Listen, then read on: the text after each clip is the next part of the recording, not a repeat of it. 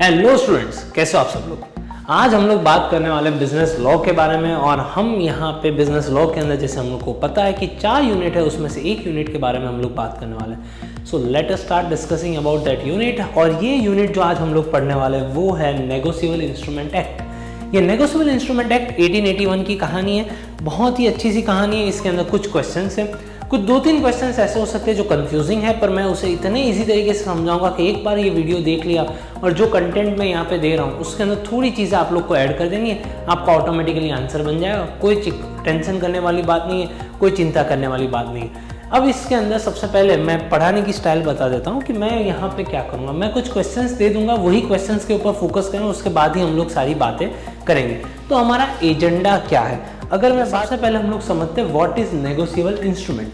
अगर इसे समझना हो तो फिर यहाँ पे इंस्ट्रूमेंट का मतलब ये होता है anything in writing which is related to money, which is related to money. मतलब कोई भी ऐसी चीज जो लिखित है और उसके अंदर क्या बात बोली हुई है, पैसों से रिलेटेड है। मतलब मैंने आपको लिखा कि आज आप आ जाना ट्यूशन इतने बजे, तो वो बात इंस्ट्रूमेंट नहीं होगी। इंस्ट्रूमेंट मतलब ये होगी, अगर मैं आपको बोलूं मैं आपको 5000 रुपए देने वाला हूं और अगर ये मैं राइटिंग में दे दूं तो वो बन जाता है इंस्ट्रूमेंट। अब जब मैं बात कर रहा हूं वो बन जाता है इंस्ट्रूमेंट। तो अब हम लोग आगे बढ़ते हैं। तो व्हाट इज नेगोशिएबल? नेगोशिएबल का मतलब होता है फ्रीली ट्रांसफरेबल।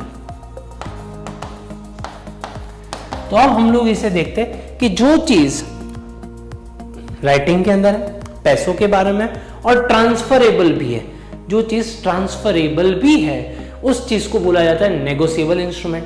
चलो हमारी ऊपर से कुछ डेफिनेशन हमें क्लियर होगी कि जो ट्रांसफरेबल है, जो किसी और को भी दे सकते हैं और वो पैसों के बारे में हो और राइटिंग में हो, ये 3 चीजें हमारी क्लियर होगी। अब उसके बाद हम लोग आगे जाते हैं, कहानी को समझते हैं। भाई ये है हमारा अमित, ये कहां से है? अहमदाबाद से है। ये नंदू है, ये नडियाद से है। Clear, done. तो एक है अमित और एक है नंदू। अमित ने जो है ना गुड्स बेचे, गुड्स दिए। कितने रुपए के गुड्स दिए? 10,000 रुपए के गुड्स दिए।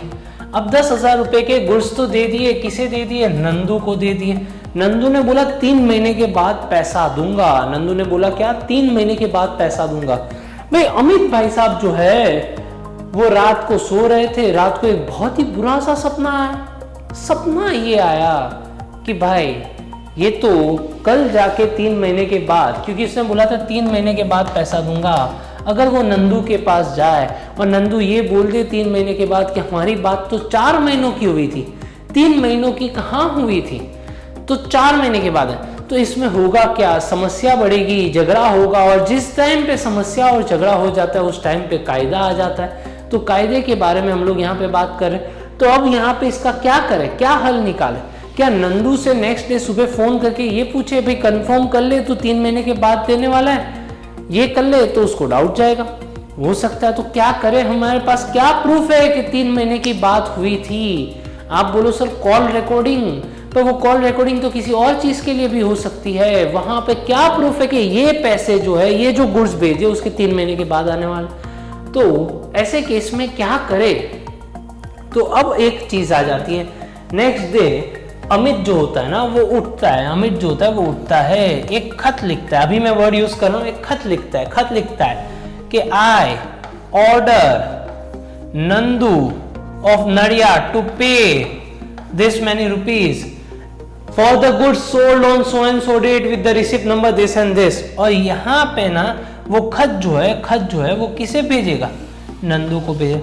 नंदू देखेगा उस चीज को, बोलेगा हाँ मुझे पैसे तो वैसे भी देने, क्या है बात नहीं, कोई बात नहीं, मैं क्या कर देता हूँ इस पे साइन। जैसे ये नंदू साइन कर देता है, जैसे ये खत पे नंदू साइन कर देता है, तो ये बन जाता है इंस्ट्रूमेंट। ये बन जाता है इंस्ट्रूमेंट। क्यों इंस्ट्रूमेंट बन गया? सिंपल सी बात है, पैसों की बात है, 10,000 रुपए की बात है, कब देने की बात है, ये इंस्ट्रूमेंट। और ये इंस्ट्रूमेंट जो होता है साइन करके वापस किसके पास आता है? ये वापस आता है अमित के पास। ये वापस किसके पास आ जाता है? अमित के पास आ जाता है। अब अमित इसका क्या करे खत का? अब देखो अमित जो है ना नंदू को भूल जाएगा, वो किसे याद रखेगा? वो याद रखेगा इस खत को।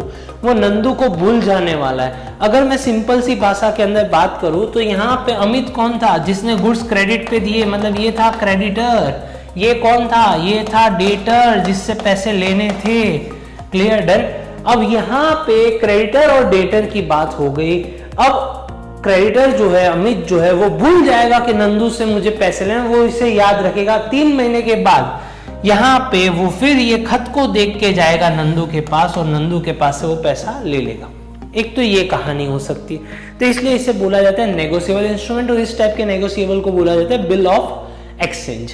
ऐसा हमने 11th-12th में किधर ना किधर पढ़ा था, पर छोड़ दो, कोई बात नहीं, याद नहीं हो तो कोई बात नहीं, इसे बोला जाता है बिल ऑफ एक्सचेंज। अब ये जो बात हुई इन दोनों के बीच में, अब ये जो खत आ गया, ये जो इंस्ट्रूमेंट आ गया, वो जो है वो अपने पास भी रख सकता है, या तो हो सकता है जैसे हमने इसके पास गए, वैसे सुरेश का हम पे फोन आया, सुरेश ने बोला भाई मेरा 10,000 रुपये कब दे रहा है तू। हमने बोला, हम अमित है, हमने बोला 10,000 रुपये तो नहीं है मेरे पास।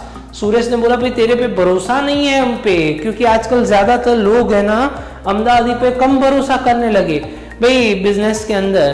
तो ऐसा बोला जाता है कि भाई अहमदाबादी पे कहाँ भरोसा करे, भाई तेरे पास पैसा होगा तो फिर भी तूने। अमित ने बोला मैं वैसा अहमदाबादी नहीं हूँ जैसा आप समझते हो, मैं तो बहुत अच्छा ईमानदार अहमदाबादी हूँ। सुरेश ने बोला भाई वो कैसे भरोसा कर, तो फिर अमित ने बोला कोई बात नहीं भाई, ऐसा करो मेरे पास 10,000 रुपये तो नहीं है, पर एक खत है, मेरे पास एक खत है जिसमें एक बंदा जो है वो पैसा देने वाला है 3 महीने के बाद, जैसे ही वो पैसे मेरे पास आएंगे मैं आपको दे दूंगा।